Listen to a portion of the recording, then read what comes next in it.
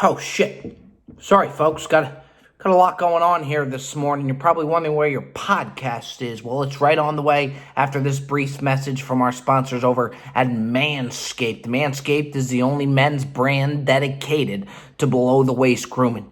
Take care of your nuts today, getting 20% off and free shipping your next order using promo code BROBIBLE. BROBIBLE, 20% off, free shipping. Folks, enjoy the show. Here we are, the Brilliantly Dumb Show, sitting here with Kevin Connolly. Connolly, what I'm going to do for you here is usually we're going to forego the Wikipedia read for you. Usually we get it started. I would like to think 98% of people know who you are. Well, no, maybe 98% of your audience, right? It's kind of your demographic. So, by the way, what kind of a microphone is that? That looks like the Space Shuttle Challenger. What model is that? Let me tell you something. This is the Yeti. This is prime time right here. It is. Okay. All right. Good to know. Good to know. This is no joke. It's very jarring. It's very jarring. I'm not going to let you bust my balls on that. It's prevalent. It's very prevalent. Kevin, I want to get right into this. And I told you I was going to start. I told you I was going to lead with it.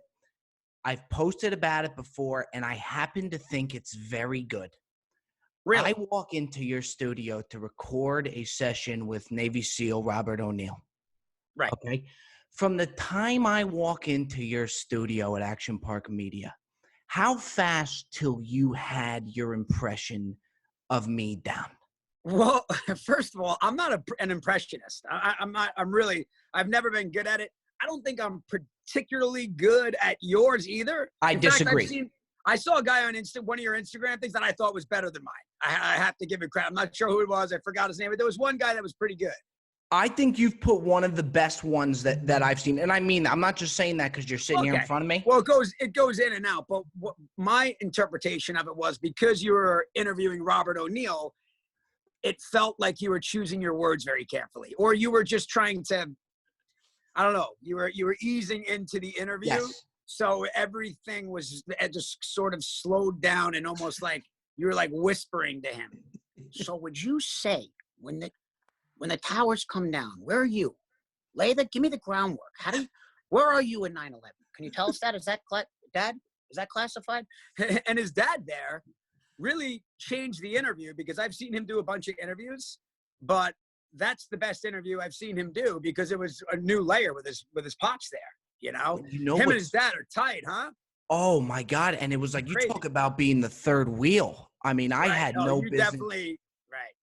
I had no business being there. It was like, they really hit it. But before the cameras even started rolling, he turns to me and says, so we'll do about 5 to 10 minutes on the Bin Laden. And you're like, and what else are we going to do? Kevin, the guy wants to do 5 minutes on Bin Laden. What am I supposed to do for 55 minutes? Talk about, I don't know. You tell me. You got a studio. What should I be talking about? Yeah, no, I agree. Like 5 to 10 minutes on Bin Laden. What? It's like Tom Brady telling you we're not going to do any football. I don't want to talk about football. I want to talk about TB12, the brand. Yeah. What the fuck? Fuck am I going to talk about? But he's done. How bored is he of telling that story? Oh, I mean, no doubt about it. It's probably like people coming up to you and calling you E. I mean, how bored do you got to be of that? Yeah, I mean, it's not even that, strangely, like I think every cast member from Entourage will tell you that, like, there's always like the one line. And the funny thing is people think that they're the first one to ever say it to you, right? For me, how Sloan? The tell Sloan I said what up. Yep. Yeah. That's like the one, early on it was like the hug it out thing. But once Seth Green appeared with the tell Sloan I said what up. I mean, to this day, and people, it's funny because people laugh hysterically, like as if they wrote that, and it's like the first time that I've ever heard it. And like you're gonna say, shit, that's pretty good, actually. Yeah, you know what? Hey, it's funny. I forgot about that line. I haven't heard about that one in a while. Yeah, so everybody's got their, all the guys have that story. I mean, Kevin Dillon gets lots of victories. Oh, I'm sure he gets that all the time. Well, not only that, but they want him to perform that. They want him to fire off the which is, whatever. You got to give him a couple beers and maybe he does it. But I'm sure on his way into Starbucks in the morning, he's not it's got to be happy to throw. Oh yeah. Yeah, he's trying to get his coffee, and they're coming up and Right, doing right, that. right. Let me Also, ask. too, the thing about Entourage is that, like, and by the way, single greatest acting job. I don't care what, if you had, I don't care if you won 100 Oscars in the history of Hollywood and television. It's the best acting job that a person could have ever had for the four of us, the five of us, or whatever you would say. Yeah, What's it that, really was. Connolly? What? I mean, are you talking about Kevin Dillon? No, I'm talking about all of us. The show was, from an acting job, it could never be any better, just in terms of how much fun we had, and like just all of it, it was wild. You know what's amazing though? After knowing you and speaking with you, it doesn't even seem like you had to act. That was your character. Well, yes and no. Because, honestly, like, I like to think I'm a little, rougher around the edges, or, I think, not that, I don't know. There's always a part of you, basically for me, I approach that. You try to be as natural as possible. So you put yourself into that, Right. you just ultimately you want it to sound as natural as possible. So yeah, I think, it's fair to say, I think we were all slightly darker versions of our characters. So before even Entourage and all that pops off, you're in New York. You're a child actor at the time. I am, yeah. When did you decide you're going to move out to LA?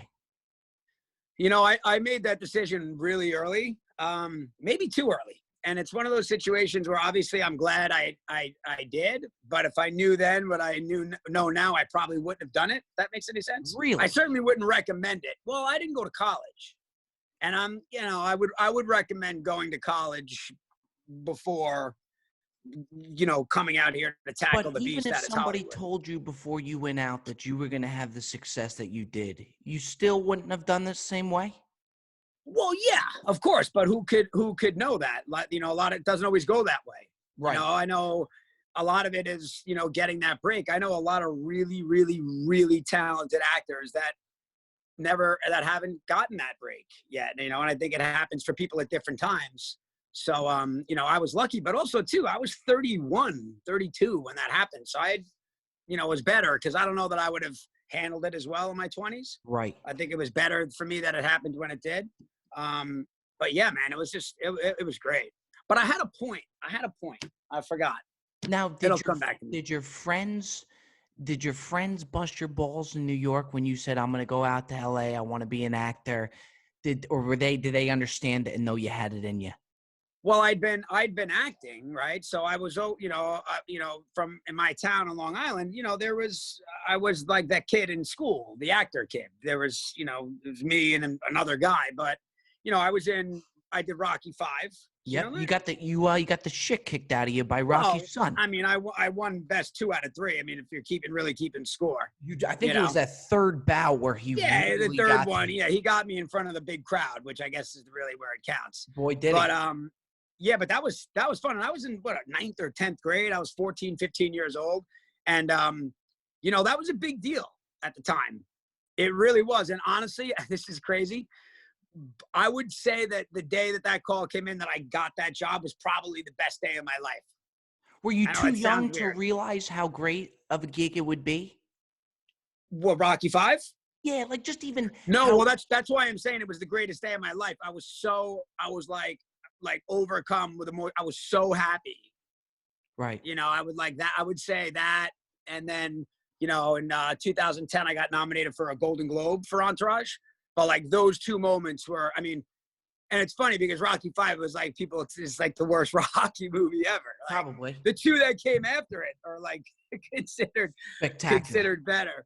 But, well, yours was the Tommy Gunn one, right? The Tommy Morrison one, which is a really tragic story, and also Sage Stallone, who was a really good kid, man. That was Sly's real son, who played Rocky Jr.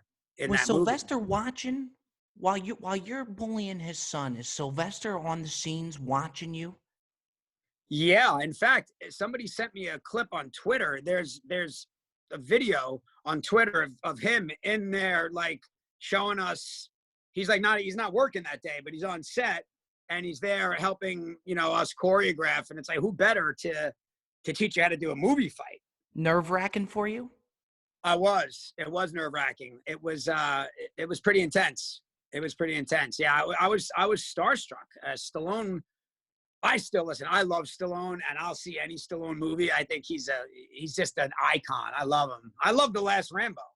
He killed 1,000 people in that movie. Plus, he's just such a like, if you're gonna be starstruck by somebody, Right.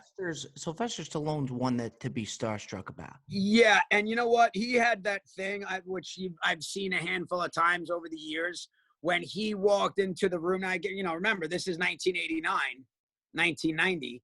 When he walked into the room, everything stopped. Yep. And all eyes were on him, and he completely changed the dynamic of every room. So And were it you was, shaking in your boots when he did come on? yeah, I did. And it's funny because Sage and I, we were young and we were like in the streets of Philadelphia. We ran around and we got in a little trouble, nothing crazy, but I was a year or so older than Sage, so I think Sly had me pegged as the ringleader, and I don't think so. I don't know. I think it was okay years later, but at first, I don't know that I was on the top of his list. So now it was post Rocky. You decided to move way after Rocky. You decided to come out to move. Yeah, I graduated high school in June, whatever it is, and then 2 weeks later, I was on a plane with everything. What was your I made it moment when you went to LA? What was the big people don't know that you were in The Notebook. All right. I was in The Notebook. Also, too, I directed the opening title sequence of The Notebook. That's something that most people don't know. See, that's a good one too to put on your board with the success that's had. Yeah. The opening title sequence where it's the guy in the boat. You'll see it's the name where all the names are in the beginning. I shot all that stuff. Nick Cassavetes is a old friend of mine, dear friend of mine, and he gave me that job. So I was out there, in South Carolina in the weeds with, just trying to get a bunch of beautiful shots. And it's something that I'm really proud of because Nick will tell you, there's some of the most beautiful shots in the movie. It was fun. It took me like a couple months to do, but yeah, that's not on the Wikipedia page. That's probably why it's best that we didn't read the Wikipedia. Yeah, Wikipedia. I mean, I would have loved to throw that in there, to say the least. Right. Yeah. Do you, when you're on set, and you've had ones that have been successful, you have ones that didn't go well, do you have a good idea that this is a hit? Like when you're even on The Notebook, Entourage, are you on set thinking, holy shit, this show's really good, or this movie's great? Well, the funny thing about The Notebook was that, in hindsight, Ryan Gosling and Rachel McAdams are big stars, but at the time, they were unknowns. That's what kind of broke them out. That kind of broke them out. That's what broke them out, 100%. Right. And the funny thing about it was that the thought I had was, Nick Cassavetes. I was like, man, this guy pulled this off. He got his actors. He got the actors that he wanted. They were unknowns. He got his budget, studio, the whole thing. And then to say he hit an upper deck moonshot would be, an understatement. I mean, that's Aaron Judge shit, Yeah. I mean, it's massive, and it's funny. It just gets bigger and bigger. So it's something I'm really proud of. I don't know if like the I made it moment is, I don't know. That's kind of a loaded question because I don't know. When do you really?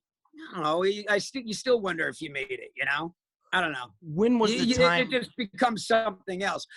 No, listen. I always said too. Entourage, literally changed my life in a day, one day. First episode?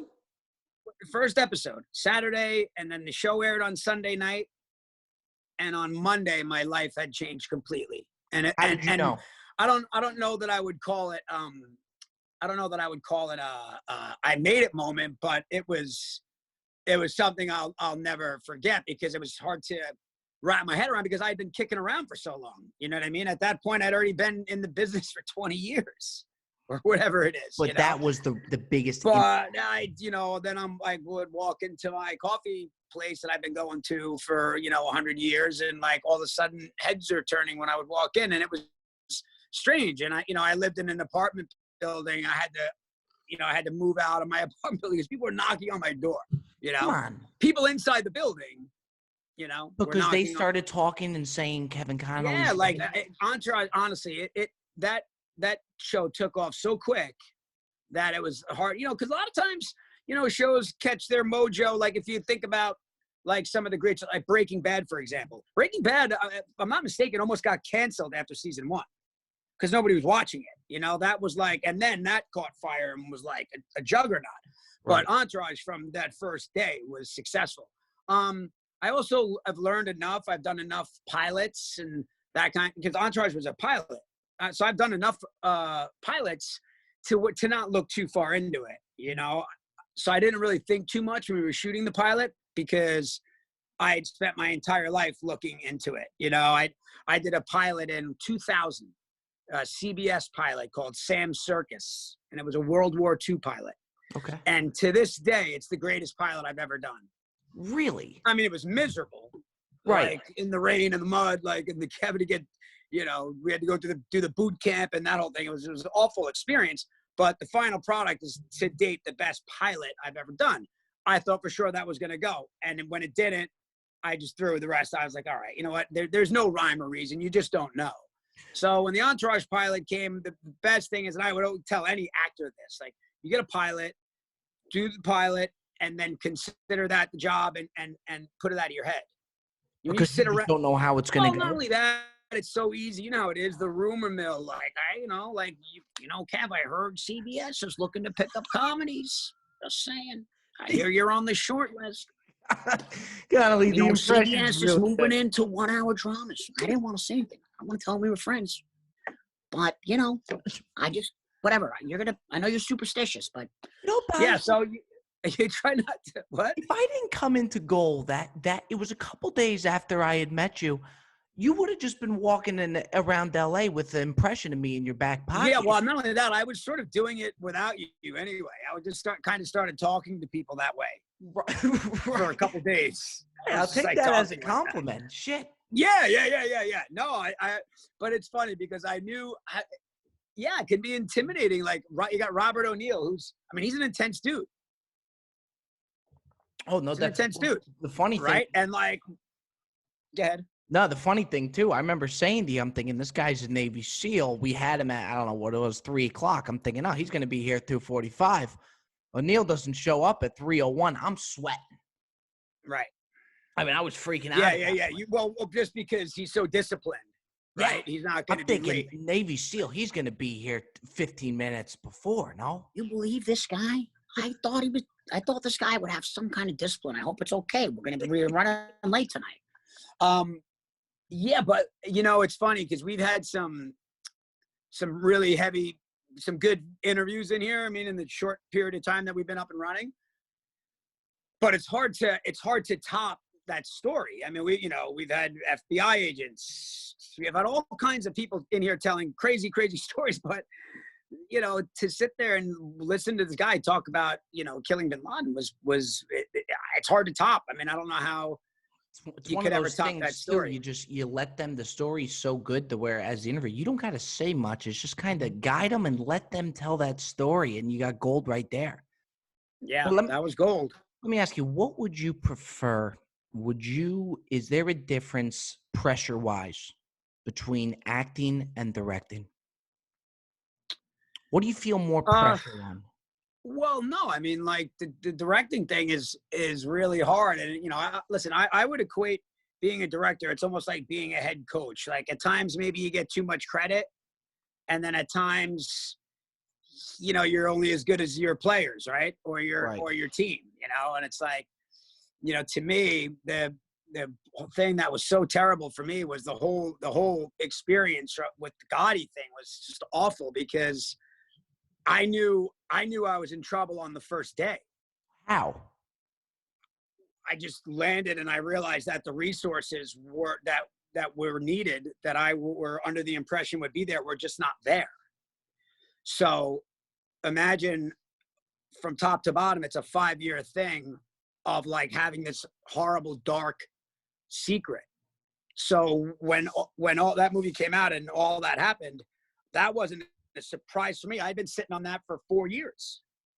And then when you knew that you didn't have the resources and it gets filmed, were you thinking in the back of your head, fuck?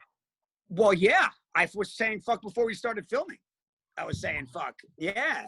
Because I was thinking this is just going to be a fucking cataclysmic disaster. I knew it was going to be a disaster. And also, too, John Travolta is, let me tell you something, man. When they open up those gates of heaven, they're going to stop the line and hold it for John Travolta because he's the greatest guy in the world.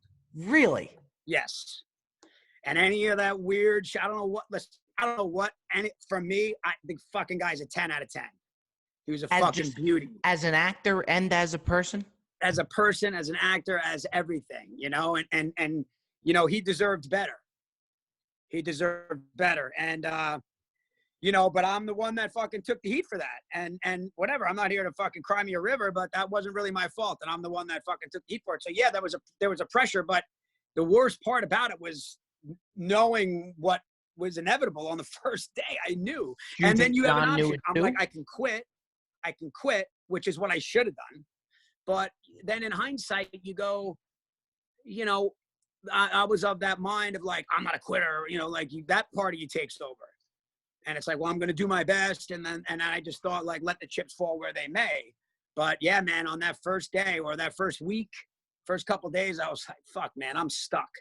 I am stuck. Did you have that conversation with Travolta that, look, we could be in trouble, we got to make the best out of this? I didn't. John is, he's the happiest guy. You know, he's got his wife and his kids and he's like, he's so happy. It's crazy because I always thought that he was going to be the one that was there to protect me. But at the end of the day, I wanted to protect him because he was there. We were doing the movie and I wanted to, you know, I didn't want to dump. It wasn't his job really to worry about that stuff. It was mine, you know. And I take it you were a fan of him. Was it hard? Oh, yeah. Well, no, you have surreal moments, right? Where you're talking to John Travolta. He says, I remember there was one scene in GOTTI where, like, I guess Gotti's supposed to be dancing or whatever, and and Travolta's like, Kevin, listen, you have to understand, I'm an icon, okay? So if I do anything that even resembles this, people are gonna think Saturday. And then they're thinking about a different character. Now they're thinking about a different character, and I'm like, yeah, John, I believe me, I definitely don't think you should do this. You know, I was just, but him and Kelly Preston were just, I just can't say enough. It's funny because, you know, he flies the planes, right? Travolta flies the planes. Yeah. And we were at Toronto or something, and he was like, we were out. He's like, nah, I can't drink. I'm flying home, right? I go, John, isn't the whole idea of having the private plane is so that you can drink, and somebody else flies the plane? Why would you fly? He loves it. He loves it. Dude, he does it like, you know, people jump on the Harley on Sundays on a nice day to go for a ride. John's got like 3 planes. Have you ever seen that picture of his house? No. Google Travolta house. Massive. He's got a 747 that pulls up to a thing in his house. He walks down that tarmac or whatever it is, the jetway right into his living room. He's got a little runway there? He's got a big runway.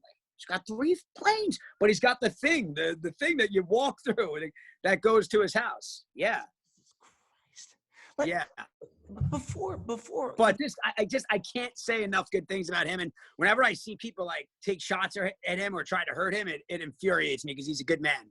It swirled around. It's a shame too, even hearing that, because you get so many different stories. Not as much now, but back in the day, there were so many different things on him.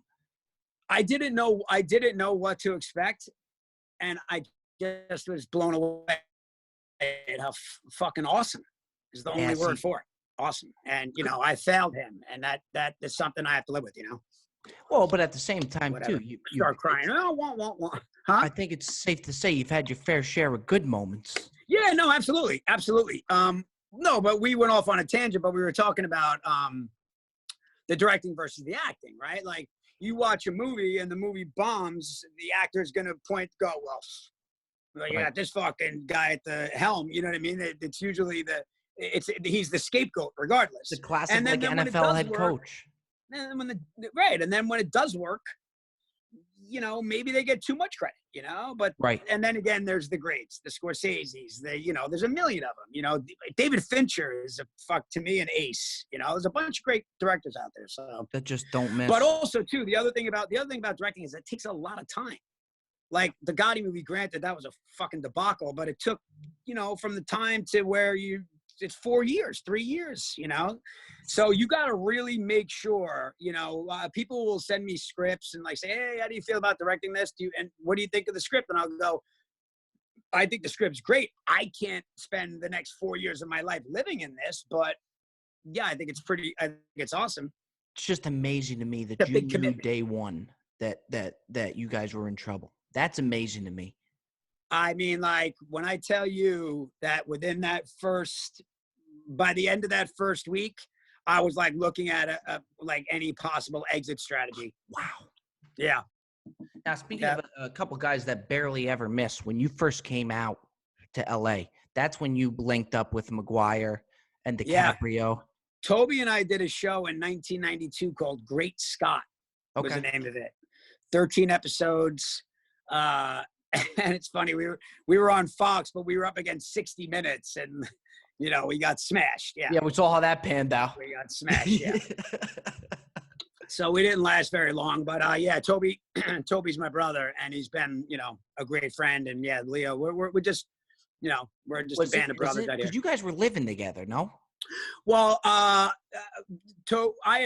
lived in an apartment in Studio City, and it was just kind of an actor flop house. So yeah, Tobey lived with me for a while.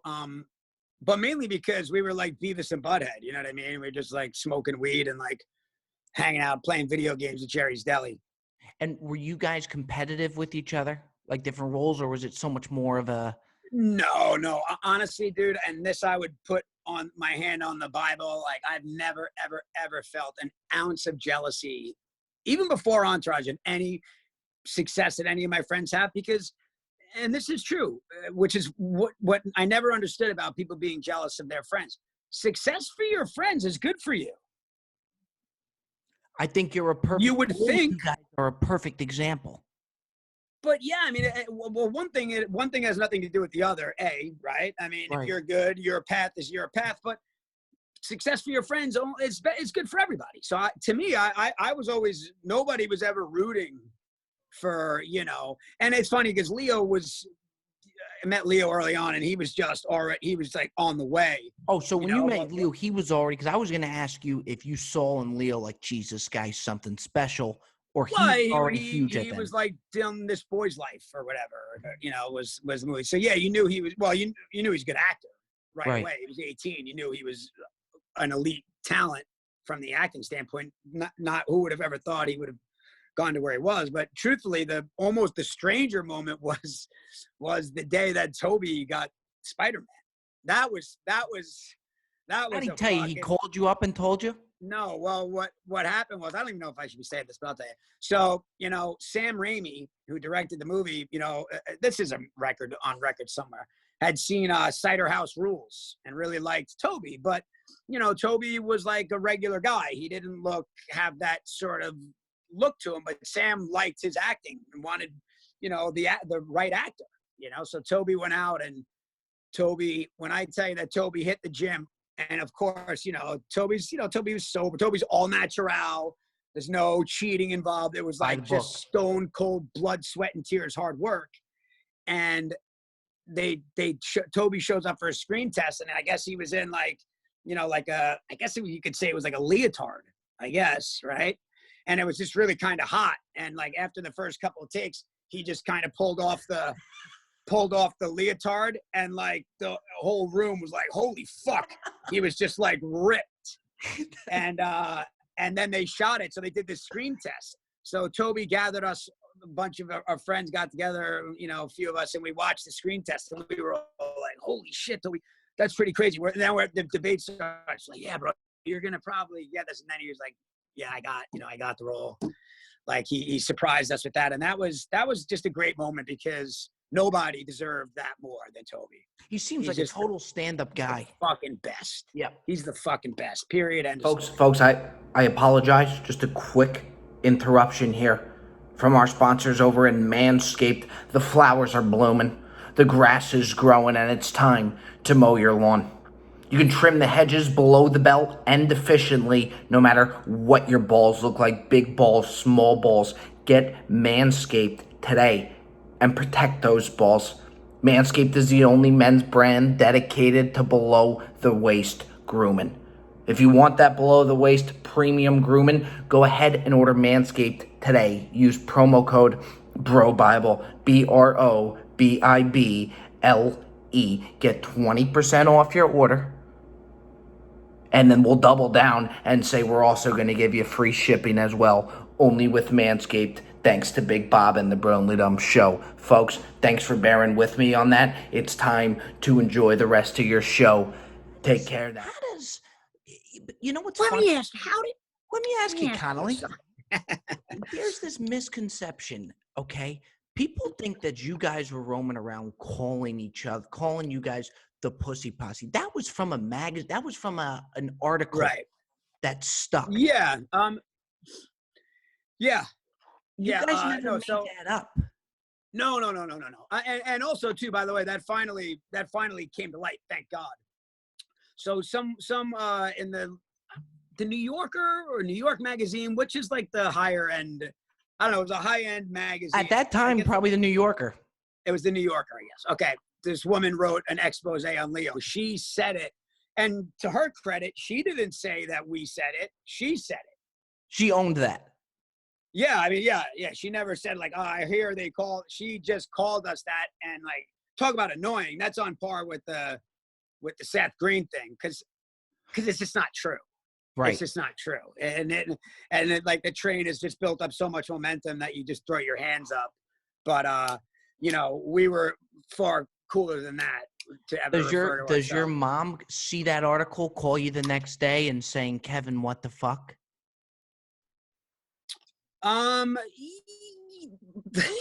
Listen, my mom saw a lot of things. I'm sure. My mom saw a lot of things. I can remember one time waking up. I was home for the holidays or something, and I wake up and I'm eating my egg sandwich, and I go to I got the Post, and I open it up, and there's a hole in the newspaper. She took it out. I'm like holding it up. She was because it was something bad. Cut out the article. I like it. That's what moms do. There's a hole in the newspaper. There's a hole in the newspaper. I mean, what's funny too is that that stuff is coming. She didn't know that, but that stuff is coming. I knew it was going to be that day or the next day. So when there was a hole in the paper, but by the way, I was happy. I didn't have to read because if it was there, I would have read it. And this is you gotta have. And this is pre-online, right? It's not like you could just jump on the New York Post app or whatever, Now, how does David Blaine come into the picture? I mean, was he just you talking to a girl and he said, pick a card, any card? He does do that. That's was he doing that? No, listen, hanging around? Honestly, David Blaine was around, 20 years ago or so, I haven't seen him in a long time. Our circles hung out together for a minute and, just no reason, just life kind of gets in the way, but that was really it. But David's not like one of the core guys, Take me to Entourage. You guys seem, and I told you that it really didn't seem like too much of acting to you guys because you guys got along so well. Same drill off the camera as well. Yeah. Oh yeah. We all got along, Jerry and I are obviously still very tight. Kevin Dillon and I, we're all super close. Jeremy was always the sort of, introvert or extrovert. What would it be? Would it be introvert or would it be extrovert? I think it would be introvert. As far as he's kind of he just didn't want anything to do with us, which was kind of funny because it almost it worked perfectly. But he didn't want anything to do with us outside of work. I don't know why that is. I always thought, he and I got along well, but but it was never a problem. I mean, for me, you think about like athletes, right? You don't have to be best friends. We could work together, do great work together, and then it doesn't mean we're going to go have a beer after. But as the seasons are going along and you guys are having the success you're having, does it actually, I feel like people thinks it gets less complicated as it goes on. Is it safe to say it gets more complicated with guys now? You're 5 seasons in, you know it's a hit, demanding more money. And does that start to get more complicated? It does, but the four of us were always band together. We As always far band as you guys together. are all going to take that you on agreement on what you would take.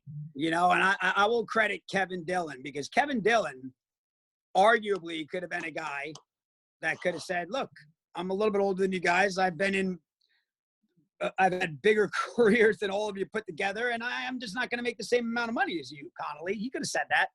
But Dillon realized that we were worth more money together than separate, And Kevin Dillon also was good. Kevin Dillon, sorry, right when we started the pilot or whatever it was, Kevin Dillon said, when we were doing Platoon, Tom Berenger gathered us all around and said to us, hey guys, this is as good as it gets. So look around and smell the roses, because this is it. This is the real deal. And Kevin Dillon said, and now I'm telling you guys, so Kevin was really like the guy, he was smart and not greedy. And because of his sort of idea, that kept us together, as opposed to, because also too, then like the scripts, not that the scripts are always important, but when you're making the same amount of money, now it's like, okay, when, all right, so, drama's off on this storyline and Turtles all he's doing. Now, it didn't almost matter. It's like we were all making the same money. There was no favoritism. We were all one person. And you know what's amazing, too? I feel like a lot of times it depends on how important whatever character is, whether you need him or not. I don't think it is all pretty even, as far as I don't think there's one of you guys that you could take out. No, yeah, it would have been all of a sudden strange if in season 5 there was no E or there was no Turtle. Yeah, it would be weird. And Doug Allen always said, no chance would I ever do the show without the 4 guys. And ironically, listen, Jeremy Piven, I have to say, Jeremy Piven is a world-class actor. Jeremy Piven won 3 Emmys in a row. Like, the last guy to do that was Don Knotts. He was incredible. It's fucking that he was the incredible. guys. And what he did on the show was like so next level, incredible. Incredible, right? But it would almost have been easy. It would, from a story standpoint, it would have been easier to, have a different agent. The show would have been as good, obviously, because Piven was Piven. But like to not have either of the 4 guys would have been just weird. Doug wouldn't have done it, so it didn't matter. Piven seems like a complex guy. He is. Listen, he takes the acting. He's very serious. He's a serious actor, He's hard on himself. He's hard on, everyone around him. And, but at the end of the day, if you're going to be that guy, give me a triple double, right? Which Piven did. I like that. To where he can afford to be complex because he's that good.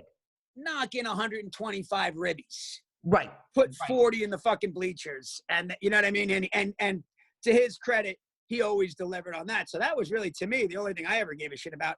And again, to my point earlier, Jeremy, like, winning Emmys only meant money for me. I was ecstatic when Jeremy was winning it. It was great. Right. Kevin Dillon should have won one of those Emmys, in my opinion. I remember you telling me when I was talking to you that he's actually pretty similar. Obviously not the same thing, but he's pretty similar to the character that he played. Well, yes and no, but the thing about Kevin that most people don't know is that Kevin's an artist. Kevin paints. If I showed you a painting that Kevin Dillon made, you would say no chance. Oh, that's phenomenal. No chance. Can you imagine him in front of a fucking... That's why it's so great. Called? No. Yeah, he's like hardcore. Kevin Dillon, only drives American cars. You told me a great story about him. Yeah. You guys all whatever it was that season when we were all making enough money, and day 1 everybody pulls up in a new car, and I had a Range Rover or whatever, and I'm like getting out of the car, and Dylan, we were all smoking cigarettes. Dylan's like drinking a cup of coffee, and he's smoking a cigarette, and he's like, shaking his head. I'm like, what? He's like, God forbid. And by the way, it's still dark out. It's like 6 a.m. It's like black. I was like, God forbid you bought American during hard times. I was like, Kevin, give me a fucking break, bro. I always wanted one of these cars, and now I got it. Don't make me feel bad. But like Kevin is like Kevin can take an engine apart and put it together. Kevin's like, I want to show you this new walkway that I built. And like you're looking at this masonry work. I'm like, what do you mean you built? He's like, what do you mean? What do I mean? What the fuck's wrong with you? I went and I got the bricks and I fucking laid the fucking. I'm like, so he's he is Kevin Dillon. When the Malibu fires happened, Kevin Dillon refused to evacuate and saved his house with a fire hose. So yeah, maybe that's a Johnny Drama thing. But Kevin Dillon, there was destruction around him, and he was out there. Did you guys have to talk sense in him to get out of there? Well, I knew that well, first of all, it was such an intense time. And if you don't live in California, I don't really think you can fully appreciate, these people, it's their homes, their dream homes, and they're fucking burning down to the ground. It was pretty terrible. And I was like, when I heard the evacuations, I texted him, I sent him a text. I would have bet my life he wasn't evacuating. And he's in Malibu. Yeah, Kevin's in Malibu, and there he is, bro. He saved his house. He's fucking, he's like, he lives next door neighbors at Nick Nolte, who lost his house, and he's like, I told Nick I tried. I did my, tried to save Nolte's house. Like Kevin's a fucking man, bro. Kevin is a man. He's outside. And Kevin will also be happy to throw you a beating if you want to step outside of it. Yeah, Kevin's a tough customer.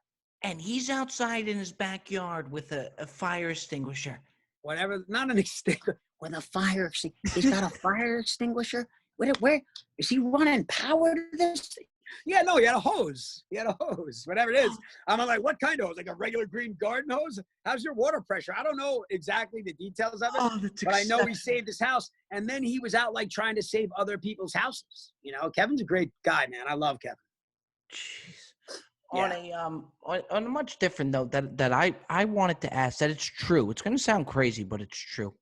When you guys are reading the script, obviously there were so many pretty girls there. If you have an upcoming sex scene or whatever it is, do you honestly think to yourself, I may get a boner in this scene? Is it acceptable on scene if, God forbid, you do get a boner? Right. No. Well, no. What? No. You know why? You know why that's impossible, right? To get a boner? Yeah. Why? No. There's a thing that you wear. And is this a rated R show? Yes. You'd be surprised what's been. So it's like a super tight pair of underwear that essentially, I mean, I hate to say it, but it cuts your circulation off, and it basically pulls your like junk like between your legs to the waistband. So you're almost like a Barbie doll, right? You're like the Ken Barbie. It's just like it cuts off the circulation. And do you? Yeah, I mean, it's not terribly comfortable, but it does the trick. Because of course you're in that situation, and you get it can be embarrassing, and you don't want that. You don't want to do that. I mean, I had to. You had to lay do in bed. I had to lay in bed with when I did He's Just Not That Into You. I had to lay in bed and like, it wasn't a sex scene, but I had to like hold Scarlett, and like I had the thing on, and I she's like to me a goddess, So I was like, man, I need the tightest version of those underwear. You need to double down on them. Yeah, I need the extra small, really fucking tighten it up. But there's things that to take. Also, too, there is at a certain extent, like there's people around. It's not doesn't feel that it's not as easy as you think, or it could happen, obviously, but. You also got a hairy boom guy standing over you, looking at you. With the microphone, that's But with how much you guys had, I mean, you would say you would have those underpants on the entire season. Well, Adrian did the most of that. True. I did. For me, the greatest thing was, Emmanuel Shrieky was the greatest the greatest co-star that you could have possibly had. And You guys got along? her and I are like, she's like my sister. She's amazing. So for me, I was always, I was just in such a comfort zone with her that, it was super easy. I think Adrian was more of like, okay, so this random girl that you met in the morning is going to be on top of you tonight. And anytime it was me, there was a little more warm-up time. You get to know them a little bit, Right. you know, it wasn't just like, hey, this episode you're doing whatever, you know. What's your favorite celebrity cameo appearance? One that was really cool to you.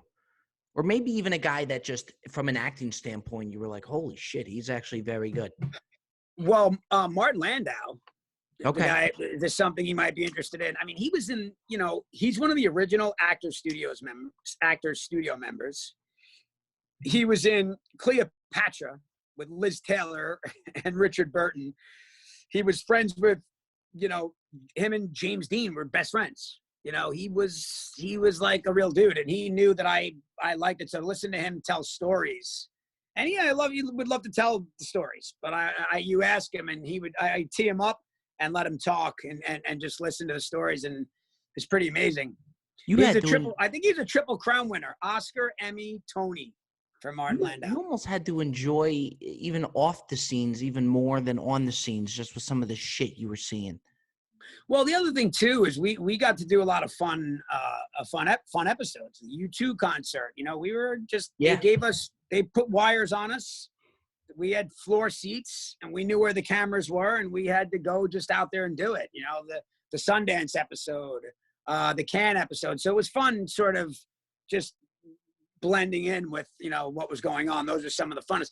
Some of the best ones are the hardest for me. The mushroom episode. You guys were actually out in the desert for that, right? Fuck, man, and it's hot, and there's just nowhere to go. You're just like, it was brutal, but it's like one of the best. To me, it's like one of my favorite episodes. I think it's a lot of people's favorite episode. Yeah, it was murder to shoot. There's no hotels out there. I mean, we were in like an Econo lodge, which was fun too, because it was like sort of a bonding experience. But right, yeah.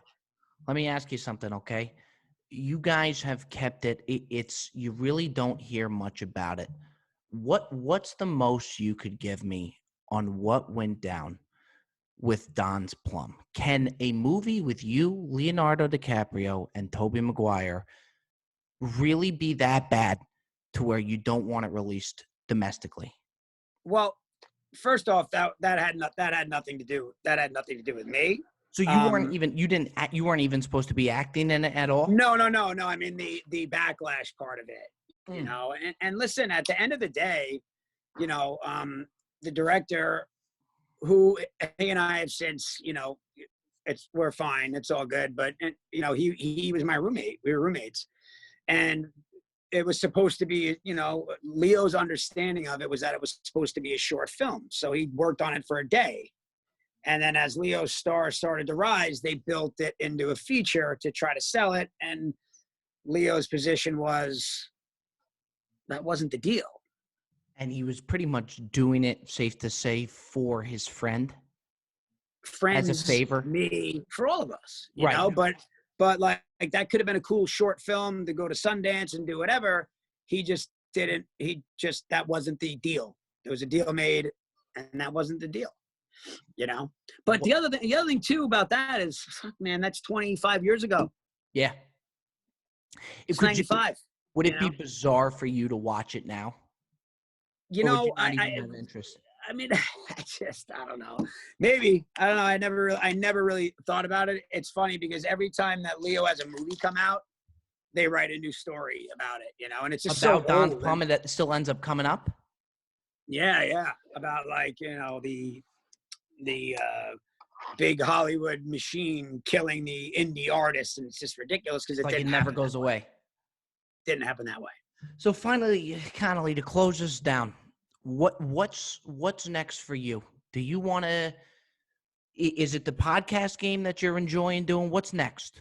Well, so the company Action Park Media that I started, you know, we're starting in the podcast world, but you know, it's really an IP developer. That's the best thing about podcasts now. people don't want to hear, executives want to hear the podcast. Like, oh yeah, let's do a movie or a show based on that.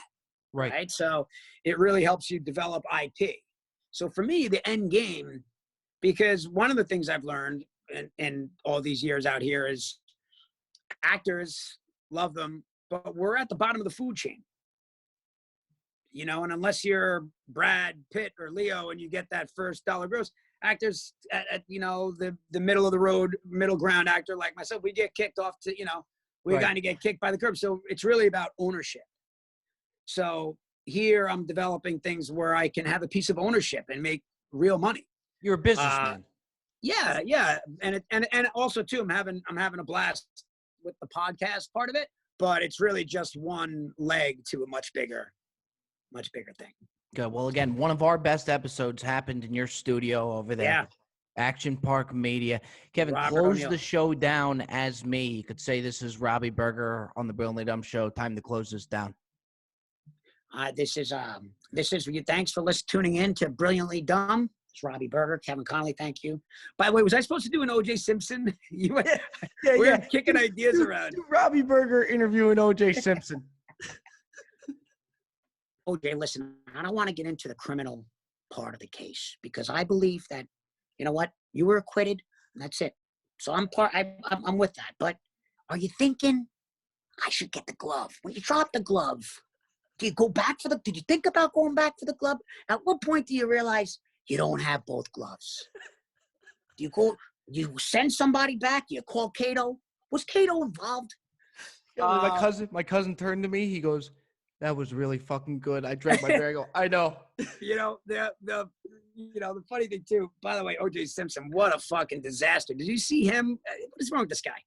Do you see him with the Tiger King? I mean, like, does he do that on purpose? Of course. He does, right? That's a fuck you. Right? No doubt about it. He's such a piece of shit. Right. I mean, it's pretty wild. I'd be interested to hear what he would think about your putter theory. That was one of the most ridiculous. Does OJ take the putter and leave the other clubs in the office? OJ's taking. He probably takes them. Back.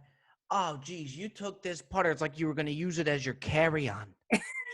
I mean, you didn't even. It was the most ridiculous thing I've ever seen. And I had to bust your balls for. I said, you know what? He's got the impression of me. I'm jumping all over this. I'm watching Entourage, and I'm just. What do you think about? What's your take on the thinking that Tom Cruise from A Few Good Men? I thought that was a good answer. It was a really good answer. It was, and you know what you did by putting that post, and then you coming into the comment section. Even Bro Bible did a blog on it. Right. And it just totally stirred the pot. And you know what you were doing, and what you said was true. I mean, there was a lot of truth to it. The other thing too, which was almost funny at times, where it would go, you'd be like, guys, give me a fucking break. It would be like Doug, Ellen, Steve Levinson, and Rob Weiss and these guys, and they would have like conversations about the shit, crazy conversations about that kind of stuff. So those little details that you might think, oh, there's a slip up. No, there was a discussion about the putter. There was justification. There was a conversation. There was like a sidebar meeting about why am I only just about something as small as that. Yeah. Like, is it weird that I'm just taking the putter? And then, it's like, well, you're not going to have, exactly. I'm not the biggest guy. It would have been clumsy me trying to throw that bag over my You took the driver. It wouldn't have been as smooth.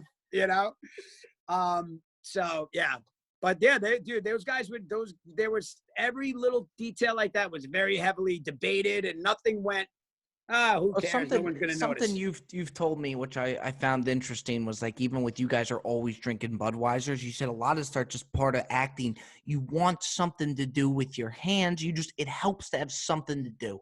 Right. Yeah. That's why, whether it's smoking the joint or drinking the beers.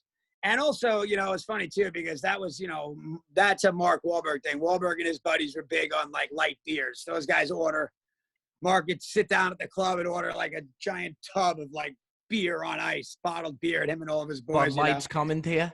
Bud's coming in. So yeah, that's kind of where that came from. Connolly, you're the fucking best. Thank you, man. Good times. I mean it, dude. You're the best. As always, are we going to grab a beer when this is all over? Yeah, you got to lower the mic. Here, how about this? You lower the microphone. You lower it. You lower it a little bit. It's not giving me that range though. Well, what about? Can you raise your seat up? I could bring it down like wow, that. Look at that thing. That's it. Yeah, that's it. Wow, that's it. Give me a microphone, would you, Connolly? I'm going to come steal one of those from you. You're right down the road. Spray painted black or something. Spray painted black or something. It's very distracting. Hey, Connolly, go fuck yourself, okay? Hey, listen, drinks when this is all over. Done deal, buddy. Thanks, pal. Thanks, pal.